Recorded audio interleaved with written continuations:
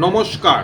অনেক সময় আমরা দেখছি যে কোনো মানুষের একটি পার্টিকুলার বা কোনো একটি সমস্যা বারবার তাকে নাজেহাল জর্জরিত করে রাখছে। সব সময় সে ওইটার কথা ভাবছে, সে কিচ্ছু করতে পারছে না। খাওয়া দাওয়া ঘুম কাজ সে সব ছেড়ে দিয়ে সবসময় ভাবছে যে এই সমস্যার মধ্যে থেকে কী করে আমি বেরোবো।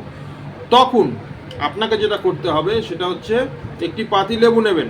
একটি পাতিলেবু বাজারে ছোট একটি পাতিলেবু কিনে আনবেন বাজার থেকে, নিয়ে সেটার ওপর একটা স্বস্তিক চিহ্ন আঁকবেন। স্বস্তিক চিহ্ন আঁকবেন, এঁকে সেই পাতিলেবুটা 4টে টুকরো করবেন। কটা টুকরো? 4টে টুকরো করতে হবে।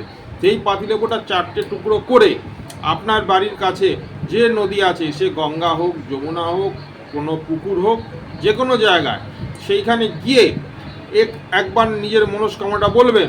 পাতিলেবুটা হাত জোর করে এরমভাবে 2 হাতের মধ্যে নিয়ে নিজের মনস্কামনাটা বলবেন যে আমি এই সমস্যা থেকে মুক্তি চাইছি বলে সেই পাতিলেবুটা এরকমভাবে বিসর্জন দিয়ে দেবেন ওই নদীতে বা ওই গঙ্গায় হোক, খালে হোক, পুকুরে হোক, যেখানে হোক দিয়ে দিলেন। দিয়ে আপনি পেছন দিকে তাকাবেন না, সোজা আপনি বাড়ি চলে আসবেন, পেছনে ফিরে তাকাবেন না।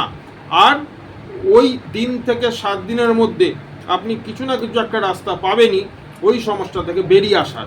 আপনি করে দেখুন, আপনি ফল পাবেনই।